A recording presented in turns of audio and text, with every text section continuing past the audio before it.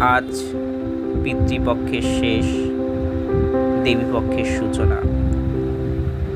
মা জগদম্বা দুর্গা কৈলাস হইতে রওনা হইলেন মত্তে বাপের বাড়ি আসার জন্য। প্রকৃতিও সেজে উঠেছে সেই রকম।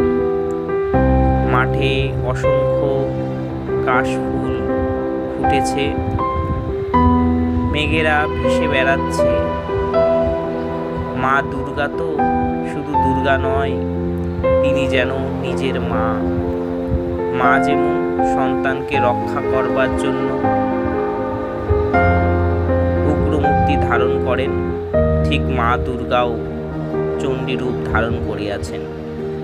আবার মা এতই স্নেহময়ী, এতই দয়াময়ী, এতই কৃপাময়ী যে সন্তানকে ভালো রাখবার জন্য তিনি যাবতীয় দুঃখ কষ্ট ভুলে সবসময় 10 হাতে তার সন্তানকে ভালো রাখবার জন্য কাজ করে। কখনো খাইয়ে দিচ্ছেন, কখনো রান্না করছেন, কখনো চুল আঁচড়ে দিচ্ছেন, আবার কখনো মানসিক যন্ত্রণায় সন্তানকে পাশে দাঁড়িয়ে মানসিক জোর বাড়াচ্ছেন।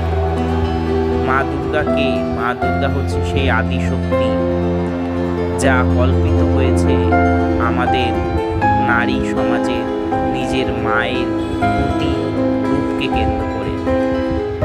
তার 10টি রূপ, তার জন্যই 10 দিন মায়ের 9টি রূপের 9টি পুজো করা হয়। এর জন্য অবাঙালি ভাই বোনরা একে নবরাত্রিও বলে থাকে। মা কৃপাময়ী, সিংহস্তে আসীন, আর আমাদের মা জগৎজননী। মা যেমন তার সন্তানকে ছাড়া বাপের বাড়ি যায় না, ঠিক মা দুর্গাও একইভাবে সন্তানকে নিয়ে বাপের বাড়ি আসে এবং ধুমধাম করে বাপের বাড়ি।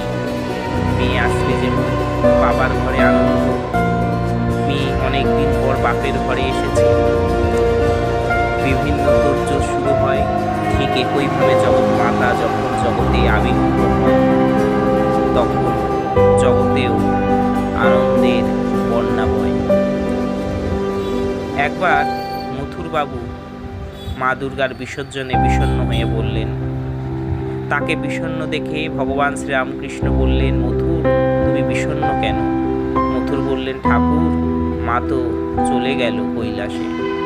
তখন ঠাকুর বললেন, মার আবার যাওয়া আছে নাকি গো? মা এই কদিন ভিতর ঘর থেকে এসে বাইরের ঘরে এসে ভক্তদের থেকে